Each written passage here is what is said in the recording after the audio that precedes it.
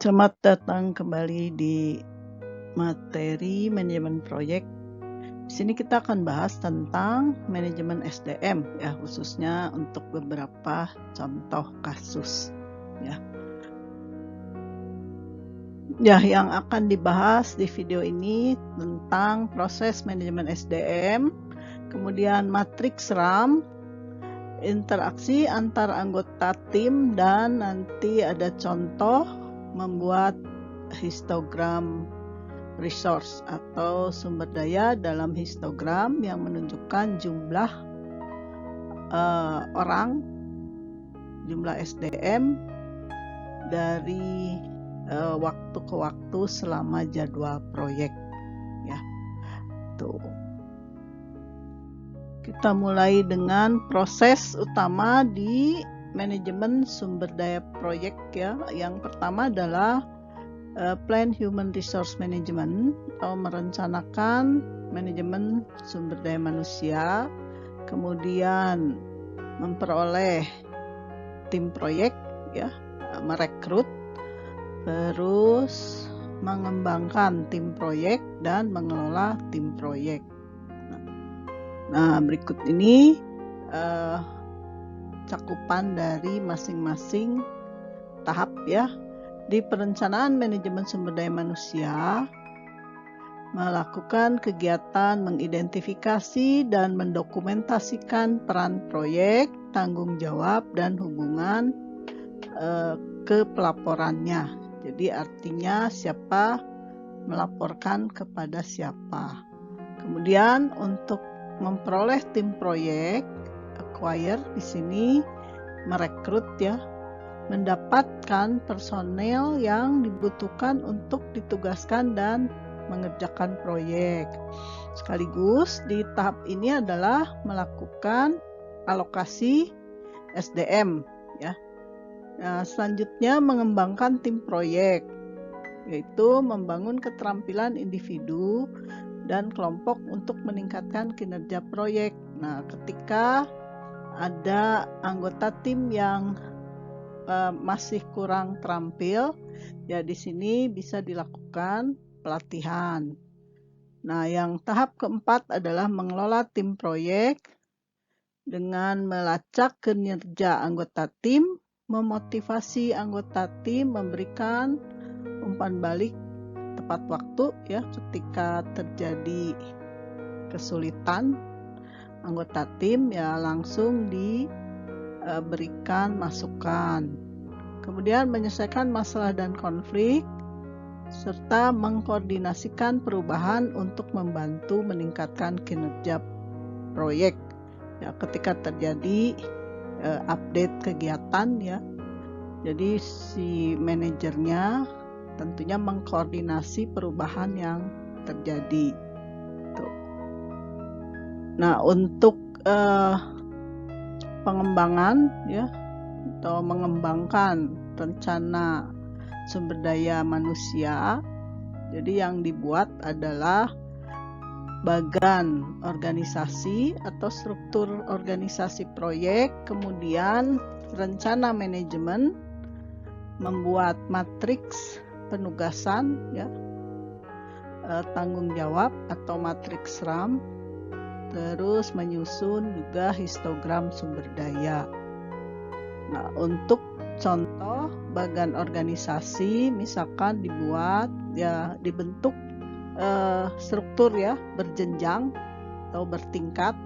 Contohnya di sini kita ambil ada manajer proyek, kemudian ada sekretaris ya yang bertanggung jawab langsung ke manajer, dan QA atau penjamin kualitas atau sebagai penguji tester. Nah, di sini ada kurung ini adalah jumlah, contoh jumlahnya ya. Jadi QA 1, project sekretaris 1, ada analis sistem 1, network management 1, database management 1, librarian atau pustakawan untuk mendokumentasikan 1, dan 4 programmer ya. Itu contoh. Nah, bentuk organisasi dan susunan tim ini bergantung kepada kebutuhan di proyeknya. Selanjutnya, rencana manajemen SDM. Perencanaan SDM adalah proses perencanaan yang sistematis untuk memaksimalkan SDM sebagai aset utama perusahaan. Berarti kalau di sini aset proyek ya, selama proyek berlangsung. Tujuan dari rencana SDM ini adalah untuk memastikan kompatibilitas antar tenaga kerja dan pekerjaan, baik dalam hal kuantitas dan kualitas yang dibutuhkan. Jadi harus direncanakan si peran yang dibutuhkan dan tugas nanti yang akan diberikan kepada masing-masing peran. Nah, manajemen SDM ini akan mengelola SDM ya, mulai dari rekrut sampai alokasi dan sampai pemberhentian. Jadi manajemen SDM sini adalah pemanfaatan sejumlah individu secara efisien dan efektif serta dapat menggunakan secara maksimal untuk mencapai tujuan organisasi dan perusahaan.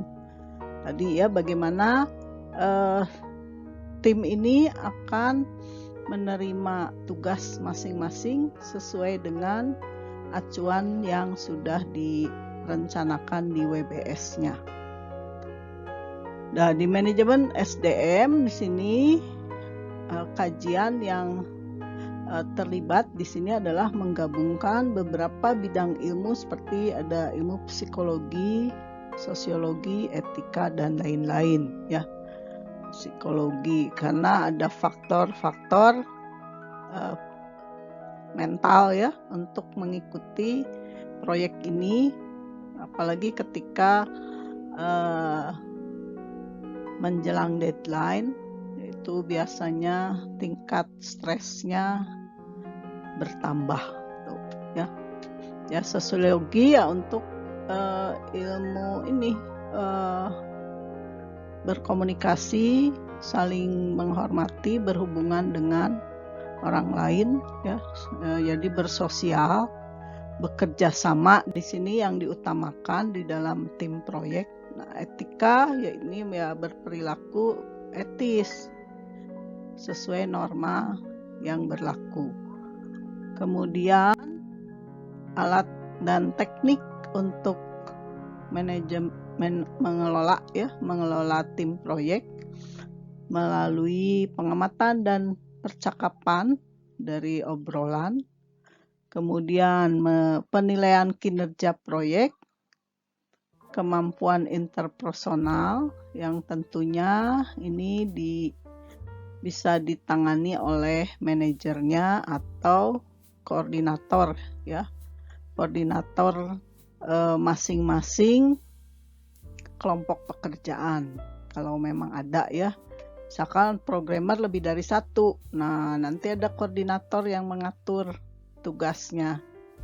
Kemudian juga manajemen konflik ketika terjadi perselisihan ya. Tuh. Selanjutnya RAM matrix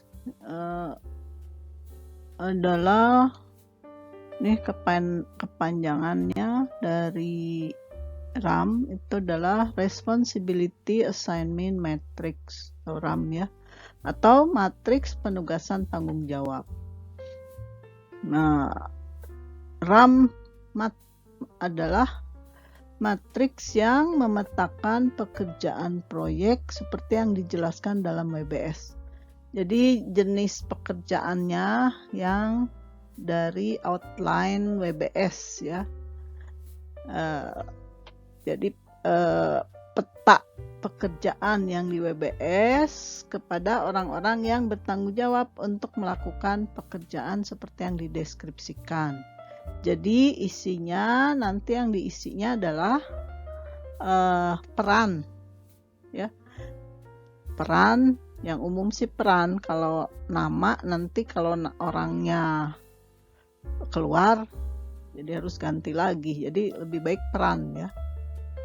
Nah, selanjutnya ada histogram sumber daya atau resource histogram ya. Histogram sumber daya adalah bagan kolom yang menunjukkan jumlah sumber daya yang ditugaskan ke proyek dari waktu ke waktu. Nah, contohnya seperti ini. Ini untuk jumlah orang. Jadi jumlah personal, kalau ini karena bulanan ya, per bulan.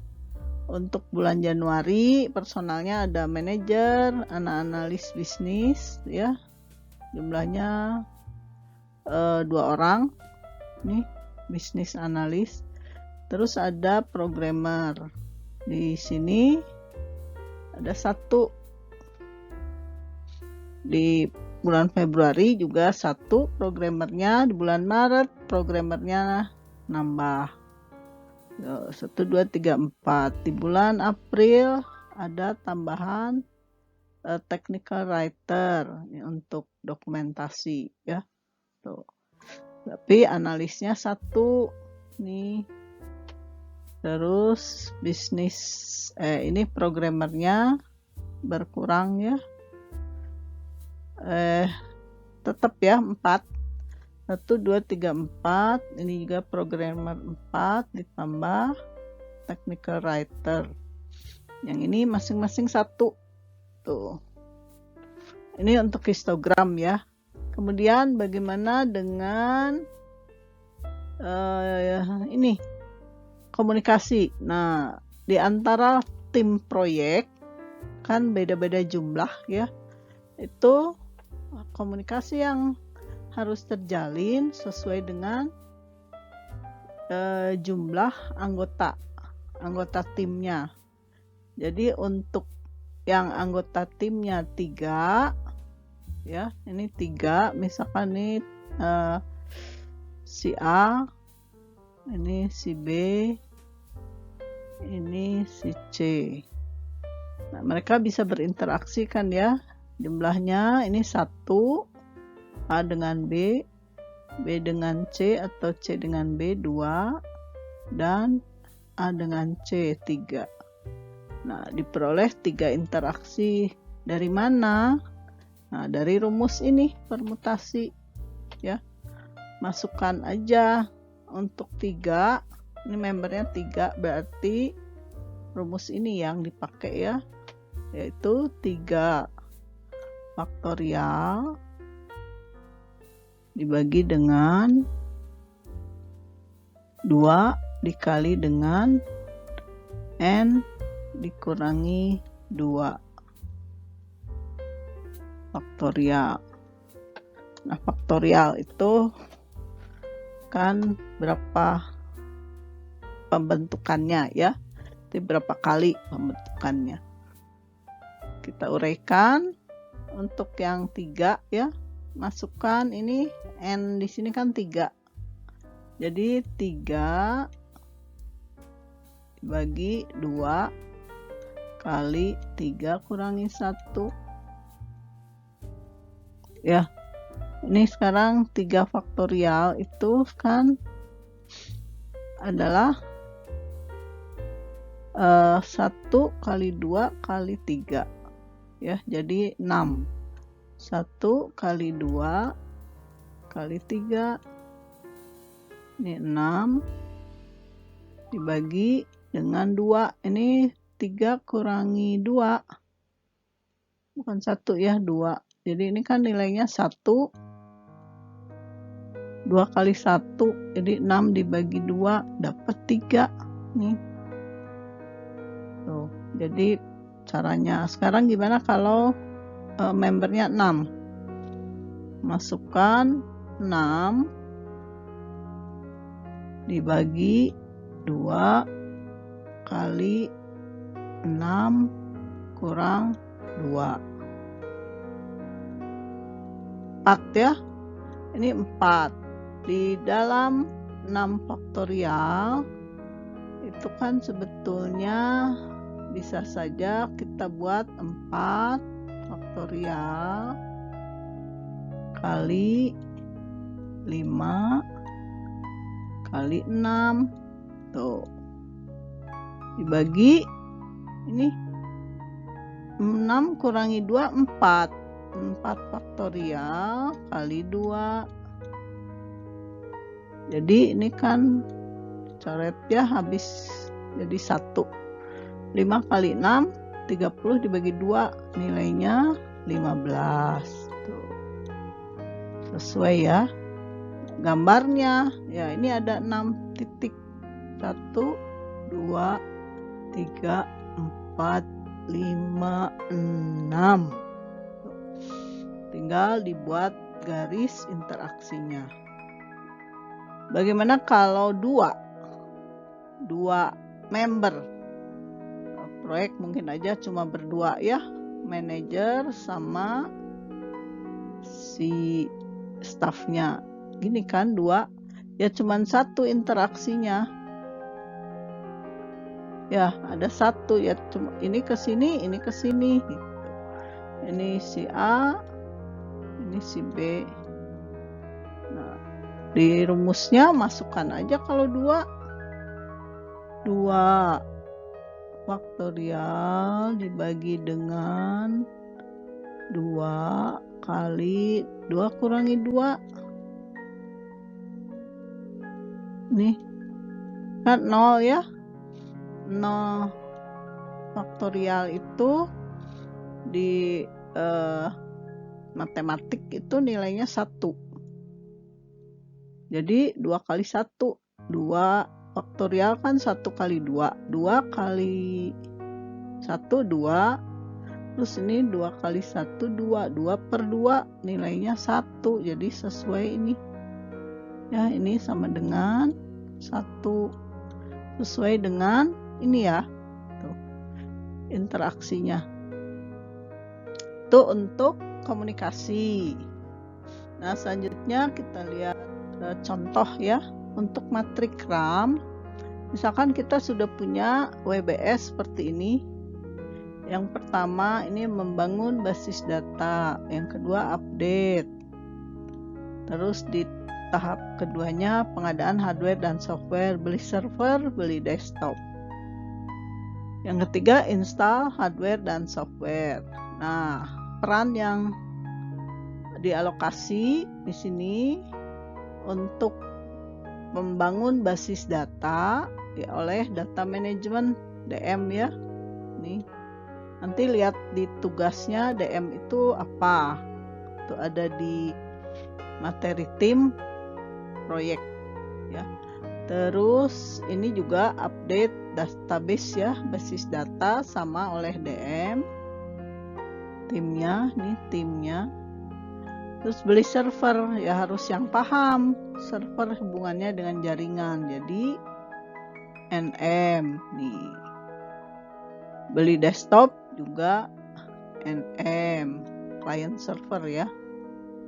Selanjutnya install hardware dan software, itu oleh software support. Lihat di gambaran tugas software support ya. Nah, untuk membuat matriksnya nih, buat kolom peran yang ada di sini. Kan perannya hanya ada DM, NM, SS tuh ya. DM, NM, SS. Nah, alokasi tanggung jawabnya, responsibility penugasannya. Di sini dikerjakan oleh DM, sehingga DM adalah sebagai leader ya, yang menerima tanggung jawab, accountable. Terus di yang lainnya NM itu sebagai kontributor atau peserta yang nantinya diminta penjelasan ya, atau untuk menerima kebutuhan ini space, bisa aja media dan lainnya.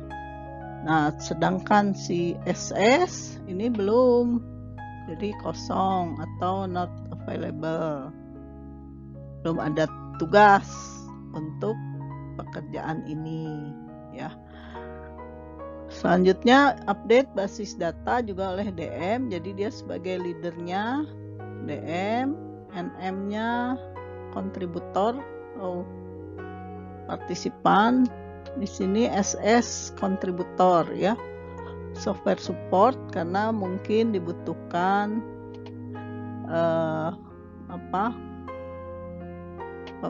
penambahan ya file, kan dia lebih ke dukungan ya, jadi ada kontributornya. Untuk beli hardware, ini pengadaan software server adalah tanggung jawab dari NM. Nah, yang lainnya sebagai peserta ya, untuk dimintai persetujuannya. Ini C juga. Sama juga dengan desktop. P atau C itu sama sih betulnya ya. Kalau P kan berpartisipasi, kalau kontributor ya memberikan kontribusi. Jadi bisa aja ada saran, ada sumbang saran gitu. Selanjutnya install. Di sini install hardware dan software oleh software support. Karena yang melaksanakan dia sebagai leadernya. Mungkin kalau lebih dari seorang nanti ada si staffnya atau yang partisipannya ya. Tuh matrikram. Selanjutnya untuk membuat histogram nih, resource histogram. Lihat dari ini jadwal ya. Ini misalkan untuk pekerjaan membangun basis data itu waktunya 3 hari, predesesornya kosong, yang kedua artinya pekerjaan pertama ya. Selanjutnya beli server, predesesornya 12 itu yang ini ya, 12 yang ini berarti lamanya 2 hari tuh, ini 2 hari.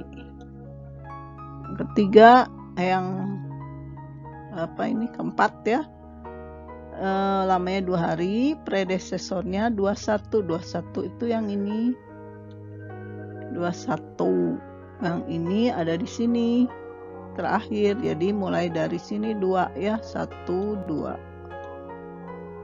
Selanjutnya install hardware, lamanya sehari setelah 22 atau predesesornya 22 yang ini. Jadi di sini 1 hari. Tuh. Jadi selesai di hari ke-7 ya. Ini 1 sampai 7. Nah, untuk membuat histogram, nah waktunya ini ya 1 sampai 7. Kemudian karena ini harian ya kita buat per hari. Kalau banyak kayak tadi ya, banyak ya kita buat per bulan. Banyak hari maksudnya, karena ini 7 ya langsung aja 1 hari pertama. Lihat di jadwal nih, hari pertama adalah pekerjaan membangun basis data dan update ya. Nah tentunya si manajer ada selama proyek ini, jadi manajer selalu disertakan. Kita lihat di membangun basis data itu di hari pertama, update basis data juga hari pertama. Yang terlibat di sini tadi di matrikram ada DM ya kan, ada NM. Nah si SS-nya belum, jadi gambarnya gini. Ada 3 orang. Kegiatan kedua semuanya ada ya kan. Hari kedua, ini hari kedua di sini semuanya ada. Hari ketiga di sini, ini hari ketiga ada NM juga ya, dan lain. 3, 4, 5, 6 itu semuanya terlibat. Nah, di hari ke-7 hanya install, itu hanya si SS-nya saja ya dengan si manajernya. Itu ya untuk gambar histogram. Jadi ini untuk melihat jumlah SDM dari waktu ke waktu. Oke, selanjutnya contoh RAM. Ya, untuk contoh 2 sama kita akan buat matriks RAM ya. Penjelasannya di sini untuk proyek sistem informasi yang menggunakan siklus hidup proyek, yang mulai dari tahap initiating, perencanaan, pelaksanaan, monitoring, dan pengakhiran. Kemudian dimulai dari penentuan manajer proyek. Nah, ini adalah kewenangan dari sponsor ya, atau BOD, Board of Director, atau juga manajemen ya, eksekutifnya. Nah, sehingga tim pengembang, manajemen proyek, bisnis analis, sistem analis, web designer, web programmer, quality assurance, petugas administrasi, bahkan tim customer itu di sini not available. Jadi tanggung jawabnya ada di sponsor atau BOD ya. Nah, yang kedua, membentuk tim proyek. Ini penanggung jawabnya manajer proyek, nanti tim customer adalah reviewernya, yang lain sebagai kontributor ya. Mungkin saja manajernya butuh masukan dari yang lainnya tuh ya. Kemudian membuat project charter, manajer proyek dan tim customer. Nah, yang lainnya sebagai kontributor. Nah, si tim customernya reviewer yang akan memeriksa project charter. Nah, di perencanaan sudah masuk ke cakupan proyek ya. Mulai dari membuat persyaratan ruang lingkup itu oleh manajer proyek dan bisnis analis, sehingga leadernya adalah manajer proyek, penanggung jawabnya bisnis analis tuh. Membuat WBS juga ada manajer proyek, bisnis analis, sistem analis. Penanggung jawabnya di sini bisnis analis, kontributornya sistem analis untuk memeriksa daftar kegiatan ya. Terus membuat ini rencana ya, membuat rencana yang lain, mungkin jadwal, anggaran ya. Ini oleh orang yang sama, ada manajer proyek, bisnis analis, sistem analis. Sebagai leadernya manajer proyek, kemudian sebagai kontributornya sistem analis ya. Ada review perencanaan. Nah, ini dikerjakan oleh tim bersama tim customer sebagai reviewer ya. Jadi tim customernya reviewer tuh, manajernya untuk leadernya ya. Karena ini review itu untuk memeriksa apakah perencanaannya sudah lengkap enggak. Nah, yang lainnya kontributor ya, bisnis analis, sistem analis. Nah, di pelaksanaan ini sudah mulai membuat produk ya. Nah, di sini yang terlibat tentunya ada selain bisnis analis, sistem analis, ada web designer ya, ada web programmer. Terus di monitoring ini karena sifatnya pengendalian, jadi manajer proyek ya, di reviewnya oleh customer. Terus di akhir ini kan untuk disepakati Yang melengkapi dokumentasi dulu adalah si analis ya sebagai leadernya. Nanti di penanggung jawab pembuatan adalah petugas administrasi. Nah, ketika serah terima produk ya. Nah, tim yang koordinator seperti sistem analis, bisnis analis, web designer itu terlibat. Nah, di sini penanggung jawabnya adalah sistem analis ya sebagai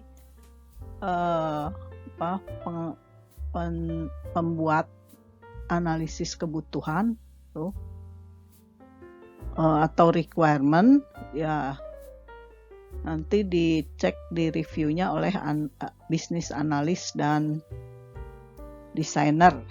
Kemudian si customernya sebagai kontributor yang menerima pekerjaan, hasil pekerjaan ya, apakah proyeknya bisa dinyatakan diterima atau tidak. Itu untuk matriks RAM untuk kasus ini ya.